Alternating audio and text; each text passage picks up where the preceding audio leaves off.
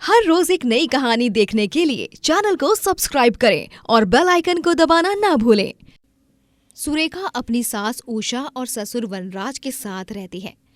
उसका पति राजेश एक पुलिस ऑफिसर होता है और वो शहर में अपनी ड्यूटी पर होता है, इसीलिए वो छुट्टी मिलने पर ही गांव में आया करता है। एक दिन सुरेखा, उषा और वनराज तीनों बहुत खुश होते हैं क्योंकि पूरे 6 महीने बाद अब राजेश घर पर आने वाला था। अब क्या बना रही हो बहू?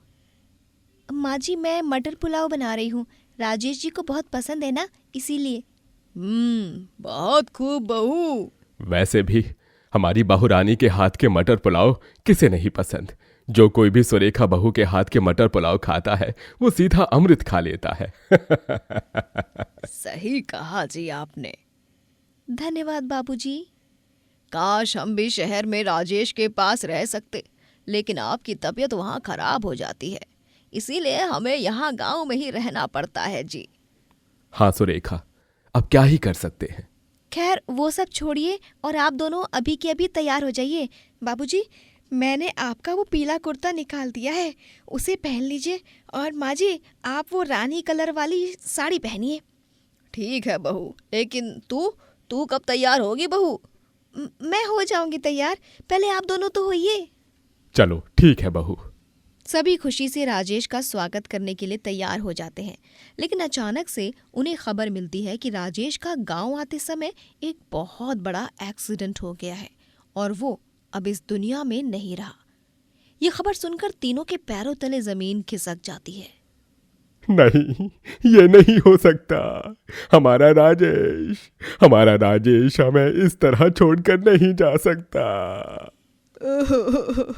राजेश, तू कहाँ चला गया रे बेटा? अरे तनिक मिल के जाता अपनी माँ से। ए राजेश बेटा, राजेश लौट आना बेटा। मैंने कभी सोचा नहीं था कि आप मुझे इस तरह अकेला छोड़कर चले जाओगे राजेश। ये बहुत गलत किया आपने। राजेश जी, लौट आइए ना, हम सब आपकी राह देख रहे हैं। राजेश की मौत के बाद अब घर पर काफी आर्थिक समस्या होने लगती है क्योंकि राजेश ही था जो कमाकर पैसे भेजता था। वनराज के पास एक बैलगाड़ी थी जिसे चला चला कर वो लोगों को एक जगह से दूसरी जगह छोड़ा करता था और उसी के जरिए पैसे कमाकर उसने अपने बेटे राजेश को पढ़ाया लिखाया भी। लेकिन अब वनराज अपनी तबीयत के कारण कुछ काम भी नहीं कर पा रहा था। सुरेखा और उषा पूरे गांव में काम की तलाश करते हैं पर उन्हें कहीं भी काम नहीं मिलता। बहू, अब हम क्या कर सकते हैं?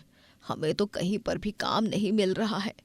हाँ माँ, लेकिन हम हिम्मत नहीं हारेंगे। माँ, क्यों ना हम मटर पुलाव बेचें? आप सभी कहते रहते हो ना, मेरे हाथ का मटर पुलाव अगर बेचने जाओ तो पूरा गांव दीवाना हो जाएगा उसका। अरे हाँ बहू, ये तो बहुत ही बढ़िया सुझाव है। तू मटर पुलाव बेच सकती है। हम दोनों सास बहू मिलकर ये काम जरूर कर सकते हैं। हाँ माँ जी, इसके जरिए काफ़ी अच्छे पैसे भी कमाए जा सकते हैं क्योंकि गांव में ऐसे कई सारे ठेले और ढाबे वाले हैं जो कोई ना कोई खाद्य पदार्थ बेचकर अच्छे खासे पैसे कमा रहे हैं। हाँ बहू, लेकिन हम मटर पुलाव को बेचेंगे कहाँ? हमारे पास ना तो ठेला खरीदने के पैसे हैं और ना ही ढाबा खोलने के। हाँ माँ जी, वो भी एक परेशानी है। उषा और सुरेखा अब इसी सोच में पड़ जाते हैं कि वो दोनों अब मटर पुलाव बेचेंगे तो कैसे बेचेंगे। तभी अचानक से उषा को वनराज की बैलगाड़ी दिखाई देती है। हमारी बैलगाड़ी कब काम आएगी? वैसे भी राजेश के बाबूजी तो इसे अब चलाने से रहे। हम इस बैलगाड़ी को ही अपने ढाबे का रूप दे देंगे, क्यों बहू? हाँ माँ जी, बिल्कुल सही कहा आपने। तो तय रहा, अब हम दोनों अपना बैलगाड़ी का मटर पुलाव ढाबा खोल कर ही रहेंगे। हाँ सुरेखा बहू। उषा और सुरेखा अब बैलगाड़ी को एक ढाबे का रूप दे देते हैं और उस पर सवार होकर मटर पुलाव बेचने लगते हैं, जिसके बाद वो लोग मटर पुलाव खाकर उनकी खूब तारीफ करते हैं। वाह वाह, क्या मटर पुलाव है! सच में इसका स्वाद एकदम अमृत समान है। इस मटर पुलाव से मुझे मेरी नानी की याद आ गई। वो भी बिल्कुल ऐसे ही मटर पुलाव बनाया करती थी। आज के इस मिलावट वाले ज़माने में ऐसे मटर पुलाव खाने को मिलना मानो रेगिस्तान में पानी मिलने के बराबर हो चुका है। बहुत खूब, सच में कमाल का बनाया है। आपका बहुत बहुत धन्यवाद भाई साहब। उषा और सुरेखा दोनों का मटर पुलाव का ये छोटा सा कारोबार बहुत अच्छे से चलने लगता है, लेकिन इनके इस कारोबार के कारण गांव के अन्य ढाबे वालों को तकलीफ होने लगती है, क्योंकि उनके पास ग्राहकों का आना जाना बहुत कम हो जाता है और सभी गांव वाले बस उषा और सुरेखा के मटर पुलाव को ही खाते रहते हैं। इन दोनों सास बहू ने हमारे नाक में दम करके रख दिया है। और नहीं तो क्या, हमें इनके बैलगाड़ी मटर पुलाव ढाबे को बर्बाद करना होगा। लेकिन हम वो करेंगे कैसे? आज ही हम उन दोनों की बैलगाड़ी चुरा लेंगे। बैलगाड़ी के बगैर वो दोनों मटर पुलाव बेच ही नहीं पाएंगी। बिल्कुल सही कहा। उसके बाद वो तीनों क्रूर ढाबे वाले अब उषा और सुरेखा की बैलगाड़ी चुरा लेते हैं और उसे कहीं छुपा देते हैं, जिसके बाद अपनी बैलगाड़ी गायब होने पर दोनों काफी चिंतित हो जाती हैं। हे भगवान, अब हम क्या करें बहू? बैलगाड़ी के बिना हम मटर पुलाव बेचेंगे कहाँ? हमारे पास जितने पैसे इकट्ठा हुए थे हमने सारे जरूरी चीजों में तो खर्च कर दिए। आप चिंता मत कीजिए माँ जी, हम यहीं पर हिम्मत नहीं हार सकते हैं। गांव वालों को हमारा मटर पुलाव पसंद आने लगा है और हमें गांव वालों के लिए तो ये मटर पुलाव बेचना ही होगा। हम चाहे मटर पुलाव को अब बैलगाड़ी पर बेचें या उन्हीं सड़क पर, वो हमारे मटर पुलाव को खाने जरूर आएंगे। हाँ बहू, तूने ये बात तो सही कही है। सुरेखा और उषा अब सड़क पर ही मटर पुलाव बेचते हैं और तभी गांव वाले उनके मटर पुलाव को खाने आ जाते हैं। देखा माँ जी, मैंने कहा था ना आपसे, ग्राहक आएंगे। हाँ बहू। बैलगाड़ी चुरा लेने के बावजूद भी दोनों सास बहू की तरक्की जारी है। ये देखकर उन तीनों ढाबे वालों की जलन बढ़ जाती है और अब वो तीनों चुपके से सास बहू के मटर पुलाव में मिर्च पाउडर मिला देते हैं, जिसके बाद वो मटर पुलाव खाने पर ग्राहकों को काफी तीखा लगता है और वो उससे खाने से मना कर देते हैं। इतना तीखा? अरे नहीं बाबा नहीं, हमें नहीं खाना ये तीखा मटर पुलाव। इतना तीखा? अरे नहीं बाबा नहीं, हमें नहीं खाना ये तीखा मटर पुलाव। हाँ, हम नहीं खाएंगे। ये लो तुम्हारे तीखे और बेस्वाद मटर पुलाव और खुद ही खा के बैठो तुम दोनों सास बहू। लेकिन हमारी बात तो सुनिए। बहू, ये मटर पुलाव अचानक से तीखा कैसे हो गया? तूने सही से तो बनाए थे ना? हाँ माँ जी, मैंने तो सही से बनाए थे, फिर भी न जाने कैसे। अब वो दोनों सास बहू बहुत चिंताग्रस्त हो जाते हैं, क्योंकि तीखे मटर पुलाव की बात पूरे गांव में फैल जाती है, जिस कारण उनके ढाबे पर अब कोई भी ग्राहक आने से कतराने लगता है। एक दिन जब सुरेखा गांव की नदी के पास से गुजर रही होती है, तभी वो वहां पर 3 बच्चों को नदी में डूबते हुए देखती है और फौरन उन्हें बचाने के लिए नदी में छलांग लगा लेती है। वो उन तीनों को बचाकर उनके घर ले जाती है और उनके पिता को कोई और नहीं बल्कि वो तीनों ढाबे वाले ही होते हैं। सुरेखा ने अपने बच्चों की जान बचाई है, ये देखकर उन तीनों को काफी शर्मिंदगी महसूस होती है और वो तीनों उससे अपना गुनाह कबूल करके माफी मांगते हैं। आप तीनों ने मेरे साथ जो कुछ भी किया वो बहुत गलत किया है, लेकिन आप तीनों को अपनी गलती का एहसास सही समय पर हो गया है, ये जानकर मुझे अच्छा लगा। मैं आप तीनों को माफ़ कर रही हूँ, लेकिन आइंदा से किसी के बारे में ऐसा मत सोचिए और किसी पर जलने की जगह खुद को मेहनत करके इस काबिल बनाइए कि आप दूसरों से जल ही ना पाओ और खुद में कामयाब हो जाओ। हाँ सुरेखा जी, हमें माफ कर दो। इस तरह अंत में सब ठीक हो जाता है और वो तीनों सुरेखा को बैलगाड़ी वापस लौटा देते हैं, जिसके बाद सुरेखा और उषा फिर से मटर पुलाव बेचने लगते हैं और खूब तरक्की करती हैं।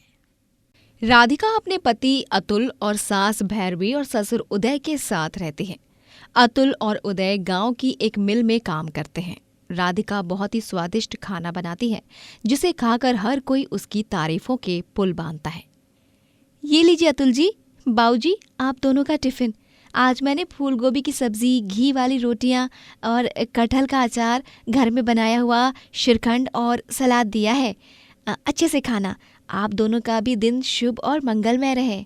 धन्यवाद राधिका। राधिका बहू, इस टिफिन में से खाने की गर्मा गर्म महक को सूंघकर मेरा मन कर रहा है कि अभी सारा खाना खा जाऊं।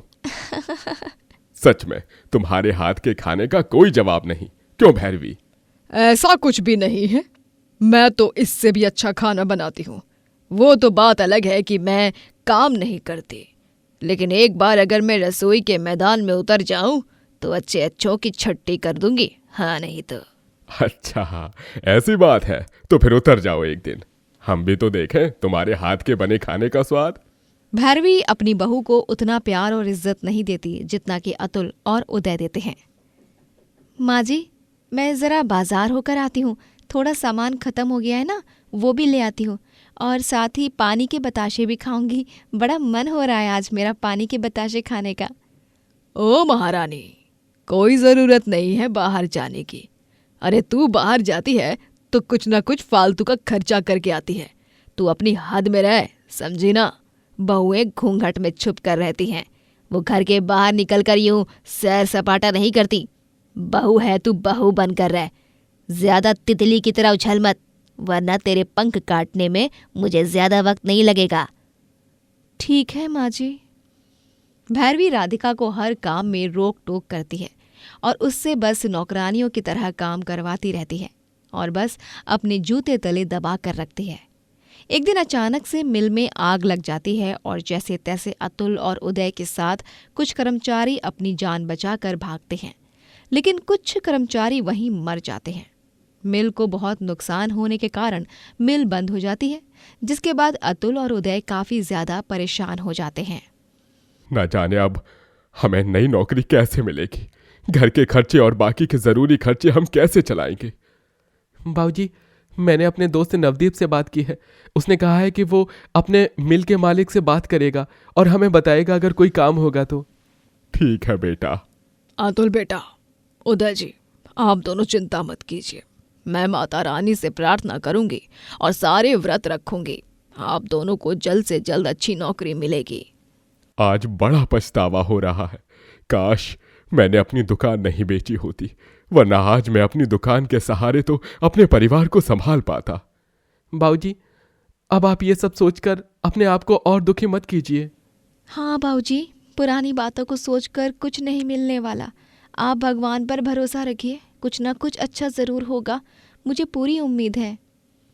राधिका को अब अपने परिवार की चिंता सताने लगती है और उसके दिमाग में एक सुझाव आता है। क्यों ना मैं टिफ़िन सर्विस शुरू कर दूं? पड़ोस की आशा भी वही करती है और उसके ज़रिए वो अच्छे खासे पैसे भी कमा लेती है, और तो और उन पैसों को जोड़कर मैं अपना एक छोटा सा कैंटीन भी खोल सकूंगी।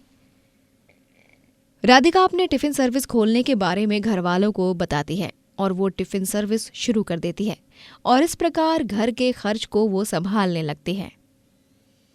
ये लीजिए बाबूजी, अतुल, ये किराए के पैसे और ये राशन के पैसे। धन्यवाद बहू, तुम्हारे कारण इस महीने का खर्चा निकल गया। हाँ राधिका, वरना हमें किसी और से पैसों की मदद मांगनी पड़ती। अरे हम ये कह रहे थे कि आप दोनों जल्दी से काम ढूंढ लो, ये घर की बहू का यूं पैसे कमाना शोभा नहीं देता। राधिका धीरे धीरे पैसे जोड़कर अपने एक छोटे से कैंटीन को खोलती है, जहाँ पर ढेर सारे लोग आकर खाना खाने लगते हैं और उन्हें राधिका के हाथ का बना खाना बेहद पसंद आता है। अरे वाह वाह, दाल मखनी, क्या बात है! आहा, क्या दाल मखनी है, और ये प्याज के पराठे, आय हाय हाय हाय, मजा ही आ गया। अरे हाँ, सच में राधिका बहन, तुम्हारे हाथ का खाना तो बहुत ही अच्छा है। हाँ, कैंटीन का खाना गांव के सारे कैंटीन से बहुत अच्छा है। अब तो मैं यहाँ अक्सर आऊँगी ताकि मैं आपके स्वादिष्ट खाने का आनंद उठा सकूँ। आते रहिएगा, धन्यवाद। राधिका की तरक्की को देखकर भैरवी को उससे काफी जलन होने लगती है। नहीं नहीं, राधिका इतना कमाने लगी है, अगर ऐसा ही चलता रहा तो ये मेरी बहू नहीं, मेरी सास बन जाएगी। नहीं नहीं, घर की बहू कभी घर की मुखिया नहीं बन सकती। मुझे इसकी कैंटीन को बंद करवाना ही होगा, चाहे उसके लिए मुझे कितने भी पापड़ क्यों ना बेलने पड़े। भैरवी को पता चलता है कि राधिका को एक बहुत बड़ा ऑर्डर आया है। उस दिन वो राधिका को ढेर सारा काम दे देती है। माँ जी, क्या मैं आपके कमरे की सफाई कल कर दूं? वो आज मुझे एक बहुत बड़ा ऑर्डर मिला है। अगर मैंने उस ऑर्डर को पूरा नहीं किया तो मेरी कैंटीन का नाम भी ख़राब हो सकता है। वो ग्राहक जिन्होंने ऑर्डर दिया है वो गांव के बहुत नामचीन और अमीर आदमी हैं। अरे तेरा ऑर्डर गया तेल लेने, मैं कुछ नहीं जानती। जाकर मेरे और उदय जी के कमरे की सफाई कर, और हाँ, उसके बाद थोड़ा सा हलवा भी बनाती जाना। आज मुझे देसी घी का हलवा खाने का बड़ा मन कर रहा है। लेकिन माँ जी। ये लेकिन वेकिन कहीं और जाकर ये कहीं और जाकर कर। मेरे आदेशों का पालन तो तुझे करना ही होगा। मैं तेरी सास हूँ, समझी तू? ठीक है माँ जी, जैसा आप कहो। राधिका अब अपने घर के कामों में लग जाती है और भैरवी राधिका को ढेर सारे काम दे देती है, जिससे राधिका को बहुत देर हो जाती है और उसके हाथ से वो ऑर्डर चला जाता है, जिससे उसकी कैंटीन पर बड़ा असर पड़ता है। फिर एक दिन, पहली चाल तो कामयाब रही, अब दूसरी चाल चलने की बारी। इस बार मैं इसके कैंटीन का सामान ही चुराऊंगी। खाने की सामग्री से लेकर टेबल कुर्सी हर एक चीज चुराऊंगी और गायब कर दूंगी। अब इस सब के बाद कैसे चलाएगी राधिका अपना कैंटीन? उसे तब तो ना चाहते हुए भी अपना कैंटीन बंद करना ही पड़ेगा। अतुल और उदय को एक नई नौकरी मिल तो जाती है, लेकिन अचानक से उदय की तबीयत खराब हो जाती है। इसीलिए अतुल ही उस नई नौकरी को ज्वाइन करता है और उदय घर पर आराम करने लगता है। एक रात भैरवी चुपके से जाकर राधिका की कैंटीन में से सारा सामान चुराती है और गायब कर देती है, जिसके बाद राधिका अगली सुबह सब कुछ गायब देखती है और परेशान हो जाती है। हे भगवान, सारा सामान कहाँ गायब हो गया? अब मैं क्या करूँगी? 1 घंटे में कैंटीन शुरू होने का टाइम हो जाएगा। ग्राहक क्या खाएंगे, कहाँ बैठेंगे? अब मैं क्या करूँ? मुझे तो कुछ समझ ही नहीं आ रहा है। राधिका को ना चाहते हुए भी अपने जमाए हुए पैसों को खर्च करके नया सामान और नए टेबल कुर्सी लानी पड़ती हैं। ऐसी एक के बाद एक भैरवी चाल चलती रहती है और राधिका के काम में मुश्किलें लाती रहती है, लेकिन राधिका उन सभी मुश्किलों को मात देती रहती है। उदय की तबीयत अब गुजरते दिनों के साथ कुछ ज़्यादा ही बढ़ने लगती है, जिसके बाद उसे अस्पताल ले जाया जाता है और उसे सीने में इन्फेक्शन के कारण ऑपरेशन करने को कहा जाता है। तभी राधिका अपनी तरफ से जमाए हुए 1.5 लाख रुपए देकर उदय की जान बचा लेती है। मुझे माफ कर दो बहू, मैंने हमेशा तुझे दबाव में रखा, तेरे साथ बुरी तरह पेश आई, तेरी कैंटीन को बंद करने के लिए इतनी चालें चली, लेकिन आज तेरे कारण मेरा सुहाग, मेरा पति सही सलामत है। उसी कैंटीन के पैसों के कारण, जिस कैंटीन को बंद कराने के लिए मैंने इतनी चालें चली। माँ जी, आपने जो भी किया बहुत ज़्यादा गलत किया है, लेकिन मैं जानती हूँ आज आपको सच में अपनी गलतियों का एहसास हो चुका है और आपको माफ़ करने वाली मैं कौन होती हूँ? आप मेरी माँ हो। बस यही कहना चाहूँगी कि मुझे भी अपनी बेटी की तरह प्यार कीजिए। हाँ राधिका बेटी। उस दिन के बाद से भैरवी सुधर जाती है और राधिका से वाकई में प्यार करने लगती है और राधिका अपने परिवार के साथ के कारण जीवन में खूब आगे जाने लगती है। नैना की शादी विराज से होती है। विराज और उसके पिता मनोहर की गांव में कपड़ों की दुकान होती है। नैना आते ही ससुराल में स्वादिष्ट स्वादिष्ट पकवान बनाने लगती है, जिन्हें खाकर उसकी सास लीला तो उसकी दीवानी ही हो जाती है। हाँ, वाह वाह वाह बहू रानी, तुम्हारे हाथों के बने ये मजेदार मजेदार पकवान तो एकदम लाजवाब है। आहा, ये मटर और प्याज की कचौरी, ये छोले समोसे, ये सोन पापड़ी, वड़े, गुलगुले, खीर, आहा हा हा हा, मजा ही आ गया। लीला, कुछ सीखो अपनी बहू से, क्या बढ़िया खाना बनाती है ये। क्या पापा जी, आप भी ऐसा मत कहिए, माँ जी भी अच्छा खाना बनाती हैं। नैना बहू, मनोहर जी सही कह रहे हैं, तुम जिस प्रकार खाना बनाती हो वो सच में बेहतरीन होता है। खाना बनाने के मामले में सच में तुमसे बेहतर कोई नहीं।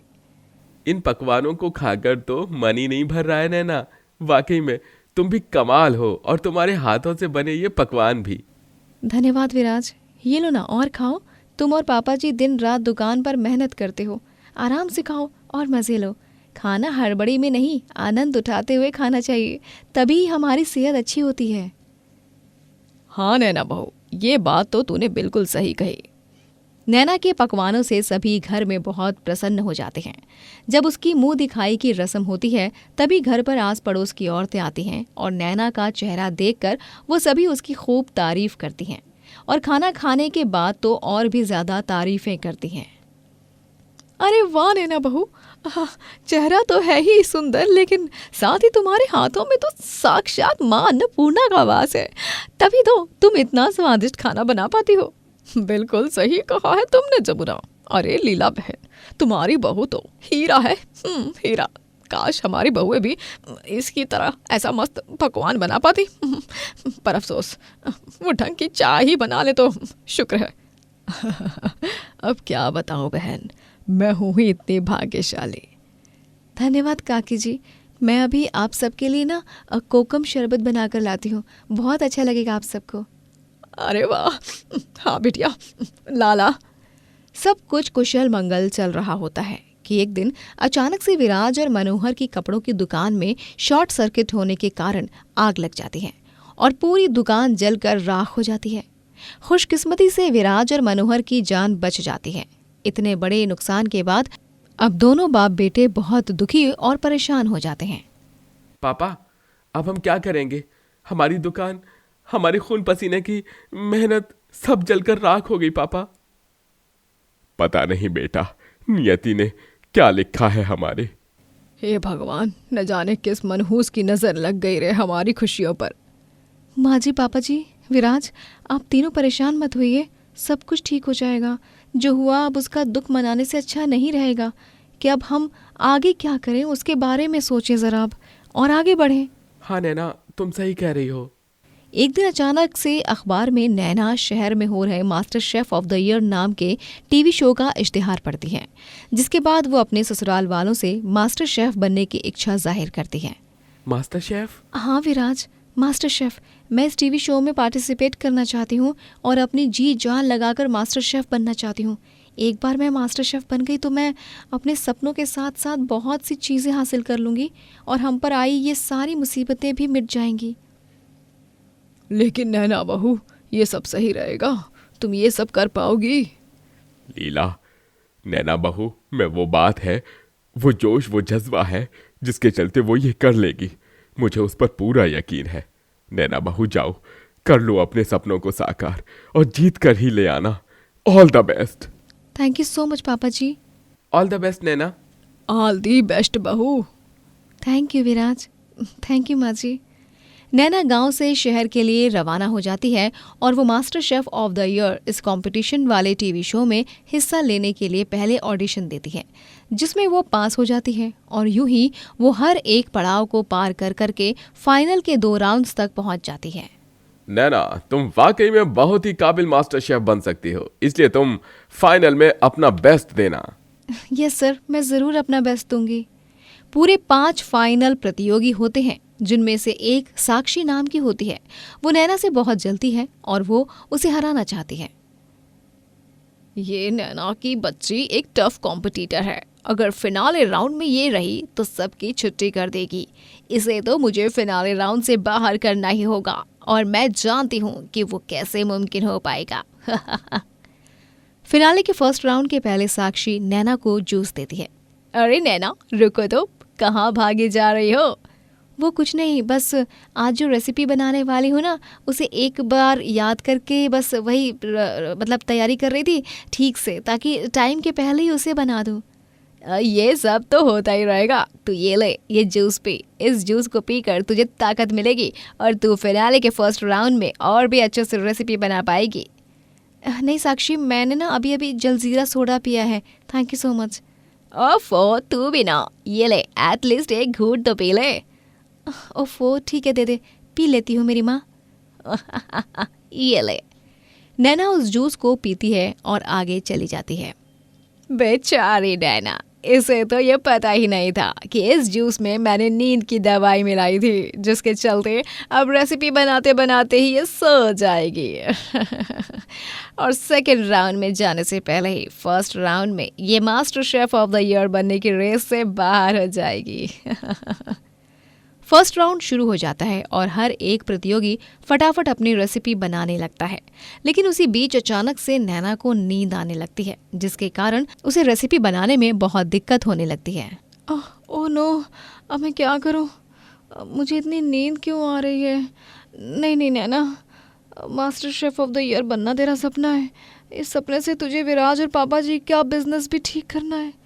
नैना हिम्मत नहीं हारती और जैसे तैसे वो रेसिपी बना देती है और फिर सो जाती है।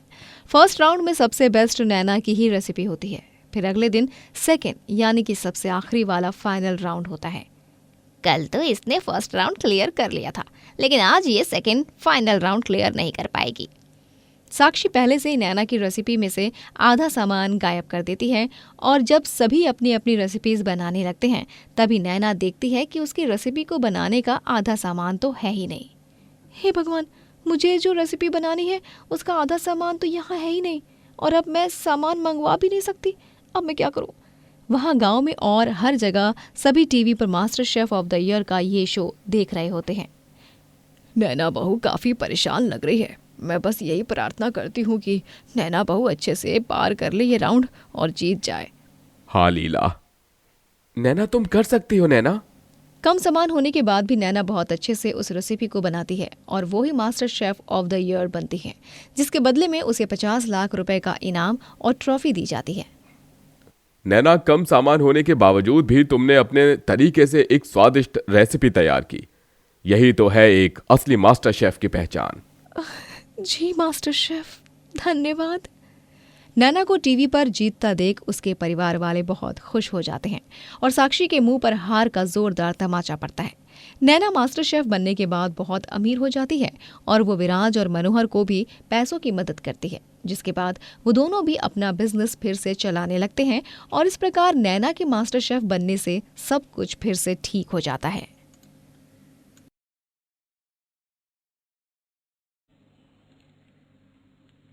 एक गांव में दो बुढ़िया रहती हैं, जिनके नाम नीला और वसुधा होते हैं। एक समय में वो दोनों पक्की दोस्त हुआ करती थी, लेकिन नीला वसुधा की तरक्की से जलने लगी और उसी ने बातचीत बंद कर दी। वसुधा पूरे गांव में अपनी मसाला मैगी के लिए फेमस होती है। वो अलग अलग प्रकार के मसालों को डालकर मैगी बनाकर बेचती है और वो ग्राहकों को बहुत पसंद आती है। ओहो, क्या बात है, क्या बात है। मैगी मसाला भी आपके मसालों के आगे फेल है वसुधा काकी। आपकी मैगी में कुछ अलग सी ही बात है सच में। वाकई में आपके ठेले की मैगी इस गांव की नहीं बल्कि मैं तो कहती हूँ दुनिया की नंबर 1 मैगी है। ऐसी मैगी बनाने वाला कोई पैदा ही नहीं हो सकता। रूही बेटी, इतनी तारीफें सुनकर तो मैं अपना होश ही खो बैठूंगी।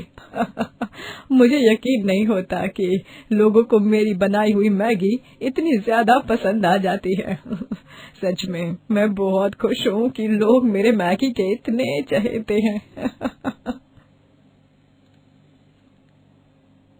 रूही वसुधा काकी के पास अक्सर मैगी खाने आया करती है। वो एक शहर में पढ़ने वाली लड़की होती है, लेकिन पिछले कुछ महीनों से वो अपनी छुट्टियां मनाने के लिए और गांव की लाइफ जीने के लिए अपनी नानी के यहाँ गांव आई होती है। इसीलिए वसुधा और रूही दोनों की खूब जमती है। ऐसा एक दिन नहीं जाता जब वसुधा के ठेले पर ग्राहकों की भीड़ न हो। हर रोज ढेरों ग्राहक वसुधा की मसाला मैगी खाने आया करते हैं। ये सब देखकर नीला को बहुत जलन होती है। नहीं, मैं इस वसुधा को अपने जीवन में इतनी आगे जाते हुए नहीं देख सकती। ये जो कुछ भी हो रहा है बिल्कुल गलत हो रहा है। मुझे भी इसकी तरह तरक्की करनी है। मैं भी अब मैगी बनाकर बेचूंगी। हाँ, मैं इससे भी सस्ते दाम में बेचूंगी ताकि ग्राहक मेरे पास ही मैगी खाने आए और तब अपने आप वसुधा को अपना मैगी ठेला बंद करके ये गांव छोड़कर जाना होगा। नीला भी अब गांव में मैगी बेचने लगती है, लेकिन सस्ते दाम में मैगी बेचने के बाद भी उसकी मैगी की इतनी बिक्री नहीं होती है, जिससे उसे बहुत गुस्सा आता है। दाम सस्ता करने के बावजूद भी ये सारे बेवकूफ गांववासी हैं कि बस वसुधा की ही मैगी खाने जा रहे हैं। नहीं, मैं हार नहीं मानूंगी। अब तू देख वसुधा, कैसे तेरे लिए मुश्किलें खड़ी करती हूँ मैं।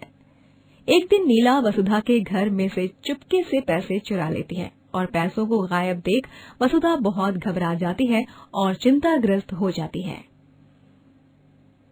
अब मैं क्या करूं? हे राम, मुझे थोड़ा बहुत सामान खरीदना है।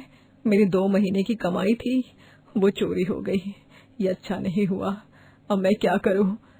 वसुधा अपने घर पर पड़े पुराने बर्तन बेचती है और उन पैसों से अपने जरूरी खर्चे पूरे करती है। वसुधा पर मुसीबत आने के बाद भी उसने उसका सामना किया। ये देखकर नीला को बहुत गुस्सा आता है, इसीलिए वो फिर एक बार मौके पे चौका मारते हुए रात में वसुधा के घर पर चुपके से घुस जाती है और मैगी में डालने के लिए जो मसाले वसुधा बनाती है उनमें वो मिलावट करती है। अब मैं इन मसालों में मिलावट कर देती हूँ और अब जब वसुधा इन मसालों का इस्तेमाल करके कल मैगी बनाएगी तभी सारे ग्राहक उससे बीमार हो जाएंगे और फिर वसुधा को इस गांव से ही निकाल दिया जाएगा और फिर मैं आसानी से मैगी बेचकर पैसे कमा पाऊंगी।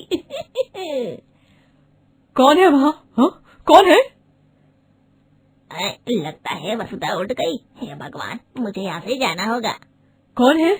मुझे ऐसा क्यों लगा कि अभी अभी मेरी रसोई की खिड़की से कोई भागा है। शायद मैं कुछ ज्यादा ही सोच रही हूँ। इतने अंधेरे में कोई कहाँ आएगा।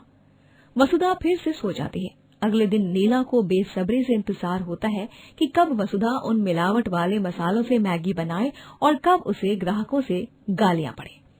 लेकिन जब वसुधा उन मिलावट वाले मसालों से मैगी बनाती है तब गलती से मैगी की कढ़ाई ही पलटकर नीचे गिर जाती है और सारी मैगी खराब हो जाती है।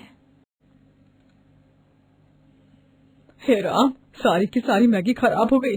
आज ही इतना सारा नुकसान होना था क्या मेरा? कोई बात नहीं वसुधा काकी, आप चिंता मत कीजिए। आपको ये जितना भी नुकसान हुआ है मैं आपको उसके पैसे दे दूंगी। नहीं नहीं रूही बेटी, ऐसा मत करो। मैं किसी का एहसान नहीं चाहती। तुम बस उसी के पैसे देना जो मैगी तुमने खाई हो, ठीक है? इतनी मेहनत से मैंने इतनी बड़ी चाल चली थी, लेकिन सारी मेहनत पानी में चली गई। लेकिन फिर भी मैं हार नहीं मानूंगी और मैं तो अपनी चाल चलती ही रहूंगी। अब अगली चाल इतनी खतरनाक होगी कि वो तो कामयाब होकर ही रहेगी। हाँ। नीला पिछली रात की तरह फिर से वसुधा के घर में चुपके से घुसती है और इस बार वो उसके मसालों में छोटे छोटे कंकड़ मिलाती है और अगले दिन नीला की ये चाल कामयाब होती है। वसुधा ग्राहकों को कंकड़ से भरे मसालों से बनी हुई मैगी ही खाने के लिए देती है, जिसके बाद सभी तबीयत खराब हो जाती है और गांव के फूड इंस्पेक्टर आकर बेचारी बेकसूर वसुधा को गिरफ्तार करने आते हैं। चलिए वसुधा जी, आपके खिलाफ एक नहीं बल्कि कई सारे लोगों ने कंप्लेंट दर्ज की है। आपको फूड कंटेमिनेशन के जुर्म में गिरफ्तार किया जा रहा है और पूरे 1 साल तक जेल में कैद रखा जाएगा। क्या? इंस्पेक्टर साहब मेरा विश्वास कीजिए, मैं झूठ नहीं बोल रही हूँ। मैंने कोई गलत काम नहीं किया है। इंस्पेक्टर साहब, मैंने मैगी में कंकड़ नहीं मिलाया था, न जाने कैसे। चुप रहिए वसुधा जी। हर चोर अपनी चोरी पकड़े जाने के बाद यही कहता है कि उसने कुछ नहीं किया। हम आप जैसे लोगों को भली भांति जानते हैं। नीला ये सब देखकर बहुत खुश होती है। वहीं अब वसुधा को जेल में कैद कर दिया जाता है और नीला गांव में मैगी बेचना जारी रखती है और वसुधा के मैगी ठेले के बंद होने के बाद अब ग्राहक नीला के यहाँ ही मैगी खाने आते हैं। जब वसुधा की सबसे चहेती ग्राहक रूही को ये सब पता चलता है तब वो भौचक्का रह जाती है और उससे मिलने जेल में जाती है। वसुधा काकी, ये लीजिए, आपके लिए मैंने खाना लाया है। धन्यवाद रूही बेटी। वसुधा काकी, मैं जानती हूँ आप निर्दोष हैं। आपने मैगी में कोई मिलावट नहीं की है, लेकिन जिसने भी ये गलत काम किया है ना, मैं उससे पकड़ कर ही रहूंगी। आप मैगी बनाने से पहले 10 बार हर एक चीज साफ करती हो। गांव में आपसे ज्यादा स्वच्छता से कोई नहीं बरतता है ये सब। मैं आपको इस जेल से बाहर निकाल कर ही रहूंगी काकी। धन्यवाद बेटी। बेटी, एक बात कहूँ, हो न हो मुझे ऐसा लग रहा है जैसे वो मेरी सहेली जो मुझसे जलती है, नीला, ये उसी की काली करतूत है। नीला? यानी वो दूसरी मैगी वाली? हाँ रूही बेटी, वो मुझसे जलती है, इसीलिए उसने मुझसे दोस्ती भी तोड़ दी और मुझसे मुकाबला करने के लिए उसने भी मैगी बेचना शुरू कर दिया।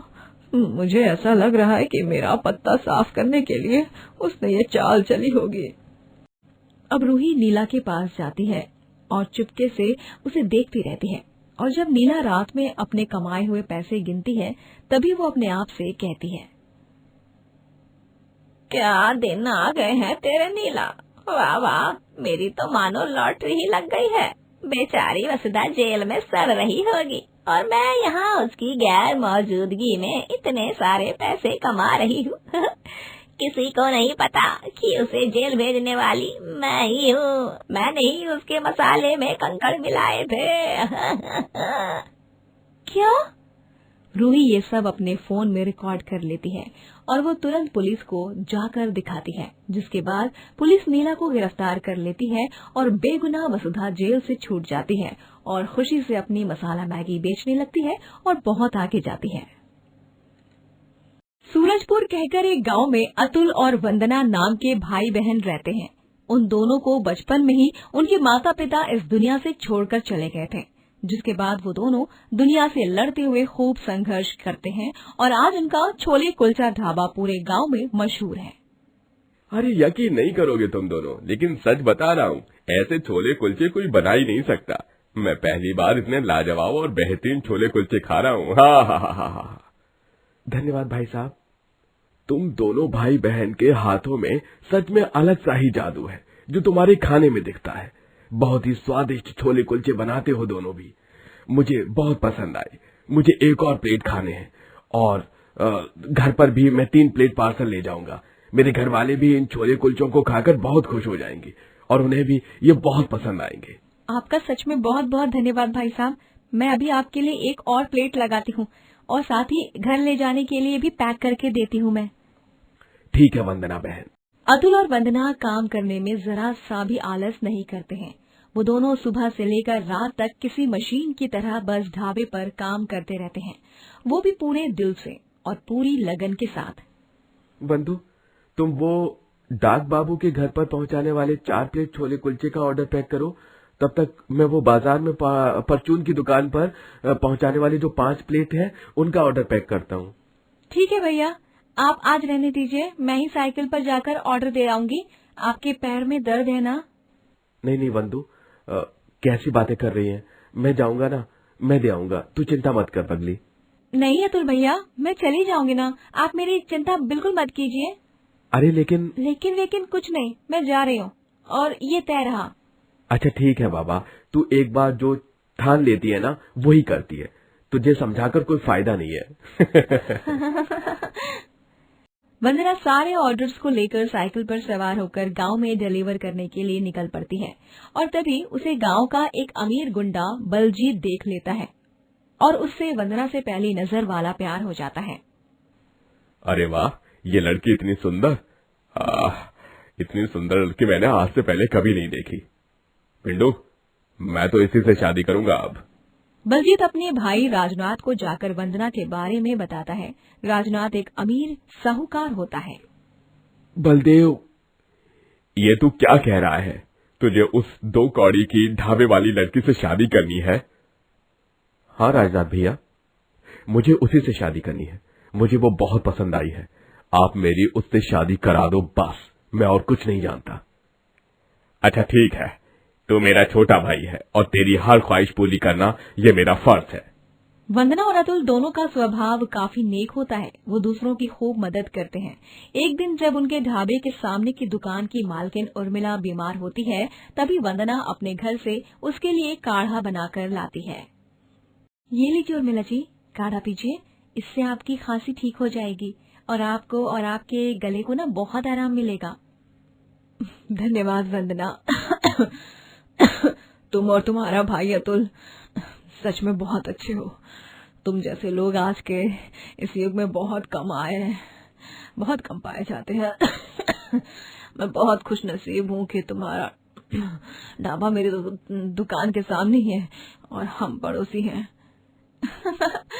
धन्यवाद मत कहिए, आप मेरी बड़ी बहन जैसी हो उर्मिला जी। राजनाथ और बलजीत दोनों वंदना और अतुल के ढाबे पर अपने आदमियों के साथ आते हैं और वंदना को जबरदस्ती बलजीत से शादी करने के लिए कहते हैं। तभी नहीं, मेरी बहन इस बलजीत से शादी नहीं करेगी। हाँ, मैं तुमसे शादी नहीं करूंगी बलजीत। तुम एक गुंडे हो और मैं एक गुंडे की बीवी हरगिज नहीं बनना चाहती हूँ। वंदना, तुम ये बहुत गलत कर रही हो। मुझसे शादी कर लो वरना बहुत बुरा होगा। हाँ, मेरे छोटे भाई का दिल मत दुखाओ, वरना हम दोनों भाई बहन को छोड़ेंगे नहीं। नहीं, कोई जबरदस्ती है क्या? मैं किसी के साथ जबरदस्ती शादी नहीं करूंगी। जाओ अब यहाँ से। ज्यादा जुबान चलाती है ना तू, रुक जा। तुझे और तेरे इस घोंचू भाई को अभी सबक सिखाते हैं हम दोनों। आदमियों, नहीं राजदान भैया, कुछ मत कीजिए, इन्हें तो अब मैं सबक सिखाऊंगा। देखना, तुम खुद मुझसे शादी करोगी और वो दिन बहुत जल्द आने वाला है, इसलिए तैयार रहना, समझी तुम वंदना? ऐसा दिन कभी नहीं आने वाला है। चलो निकलो अब यहाँ से, हमारे ढाबे पर घाट खाने का इंतजार कर रहे हैं। बलजीत और राजनाथ वहाँ से चले जाते हैं। अब बलजीत बहुत गुस्से में होता है। बलजीत, तू ऐसा क्या करने वाला है जिससे वो वंदना तुझसे शादी करने के लिए तैयार हो जाएगी? मैं उन दोनों के उस छोले कुलचे ढाबे में इतनी मुसीबतें खड़ी कर दूंगा, इतनी मुसीबतें खड़ी कर दूंगा कि वो दोनों कहीं के नहीं रहेंगे, और तभी वंदना के पास मेरे हाथ थामने के सिवाय और कोई रास्ता नहीं रहेगा। बलजीत अब अतुल और वंदना के ढाबे को तोड़ने के लिए अपने आदमियों के संग जेसीबी में बैठकर आता है और जेसीबी से उसका ढाबा तोड़ता है, और अतुल और वंदना खड़े के खड़े रह जाते हैं और कुछ नहीं कर पाते। ऐसा मत करो, हमारा ढाबा, हमारी खून पसीने की मेहनत, ऐसा मत करो, ऐसा मत करो।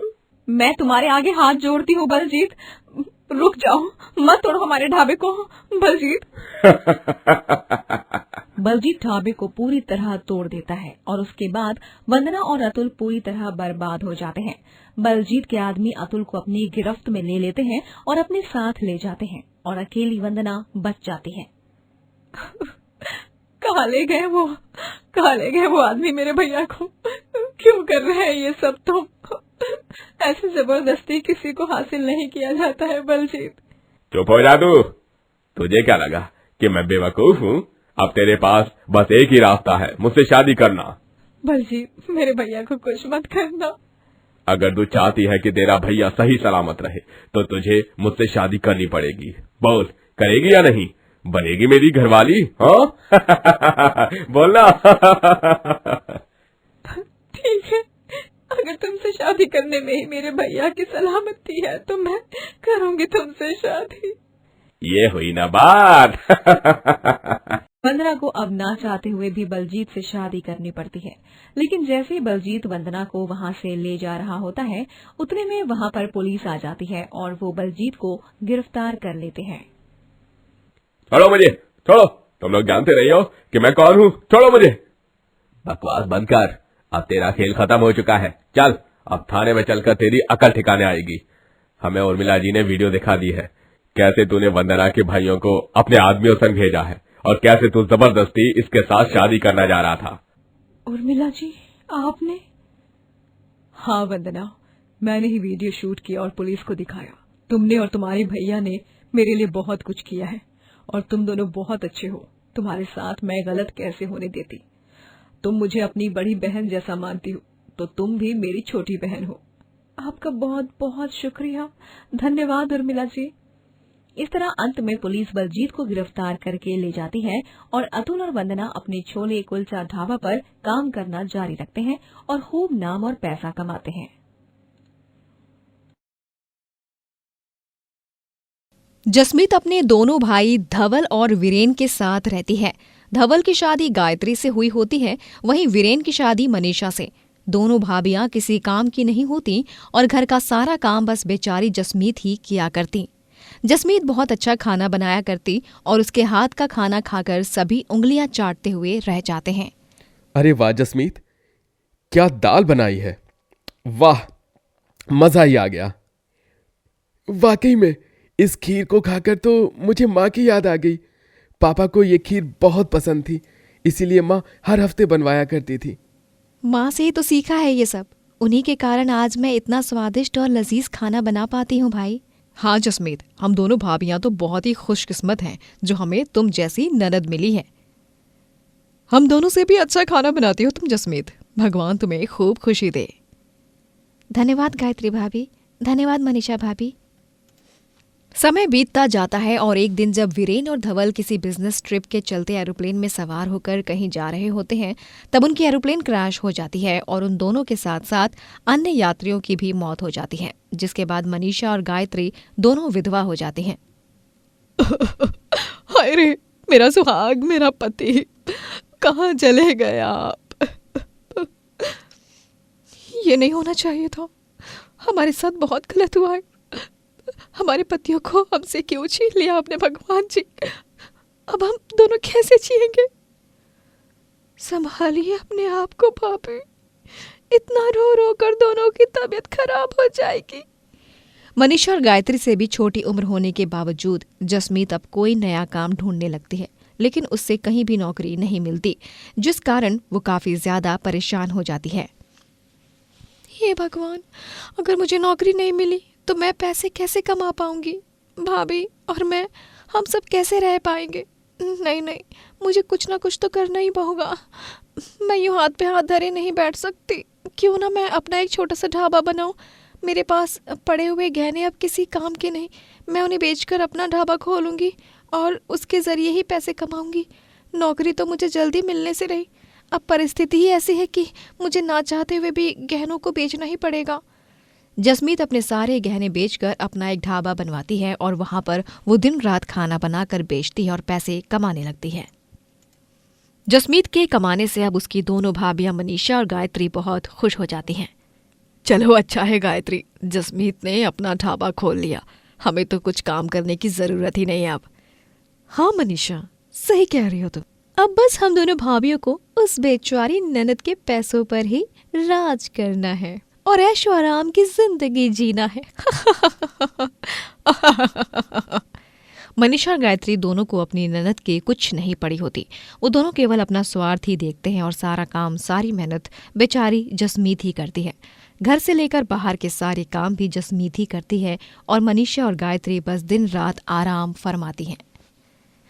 मनीषा भाभी, गायत्री भाभी, मैं आज जल्दी जाऊंगी ढाबे में, क्योंकि आज एक बहुत बड़ा ऑर्डर आया है। एक फंक्शन में खाना भेजना है। क्या आप दोनों आज की सफाई और दोपहर का खाना बना दोगे? माफ़ करना, आज मैं नहीं बना पाऊंगी, इसीलिए। अरे ऐसे कैसे नहीं बना पाओगी जसमीत? तुम्हें तो अच्छे से पता है ना कि गायत्री और मुझे आजकल कितनी परेशानी हो रही है। हम दोनों की तबीयत कितनी खराब रहती है, उसके बावजूद भी तुम हमें ये कह रही हो? हाँ जसमीत, हमारी तबीयत के बारे में तो सोचो एक बार। लेकिन भाभी, अच्छा ठीक है, कोई बात नहीं, मैं सारे काम कर देती हूँ और उस ऑर्डर की आधी तैयारियाँ घर से ही कर देती हूँ। आप दोनों आराम कीजिए। हाँ जसमीत, बस दोनों के लिए गर्मा गर्म चाय ला देना कमरे में। हाँ जसमीत, वो प्याज के पकौड़े भी तल देना, उन्हें खाते खाते ना चाय पियेंगे तो तबीयत भी ठीक हो जाएगी हमारी। ठीक है गायत्री भाभी। जसमीत की दोनों भाभियां उसे इस तरह नाटक करके घर के सारे करवाती हैं काम और अपनी फरमाइश भी पूरी करवाती हैं। और मासूम जसमीत को अपनी भाभियों की ये चाल समझ ही नहीं आती और वो दिल से अपनी भाभियों के लिए सब कुछ करती हैं और उन्हें ज़रा से भी तकलीफ महसूस नहीं होने देती हैं।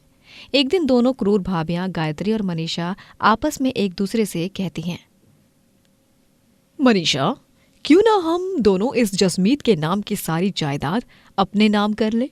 ये घर, उसका ढाबा, सब कुछ हमारे पतियों का हिस्सा तो हमारा ही है, लेकिन इस जसमीत के नाम पर भी अच्छा खासा हिस्सा है। हाँ हाँ गायत्री, बहुत ही अच्छा सुझाव है ये तो। एक बार हमने जसमीत के नाम का हिस्सा भी अपने नाम कर लिया तो सारी की सारी जायदाद हमारे नाम हो जाएगी। वही, फिर तो सोने पे सुहागा ही हो जाएगा। दोनों लालची भाभियां अब अपनी भोली भाली ननद को फंसाने का प्लान बनाती हैं और वो दोनों उससे जल्दबाजी में कुछ कागजों पर दस्तखत करवाती हैं। जसमीत को अपनी भाभियों पर पूरा भरोसा होता है, इसीलिए वो उन कागजों को गौर से पढ़ती भी नहीं है। लेकिन उसकी भाभियां अगले ही दिन उसे घर से बाहर निकाल देती हैं और सारी सच्चाई बताती हैं। क्या? आप दोनों ने ये बहुत गलत किया है भाभी। आप दोनों ने मेरा भी हिस्सा छीन लिया।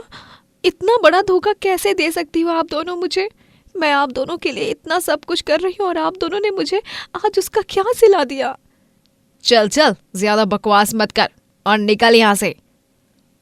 और हाँ, भूल कर भी यहाँ मत आना। दोबारा अपनी ये मनहूस शक्ल, समझ गई ना, मत दिखाना।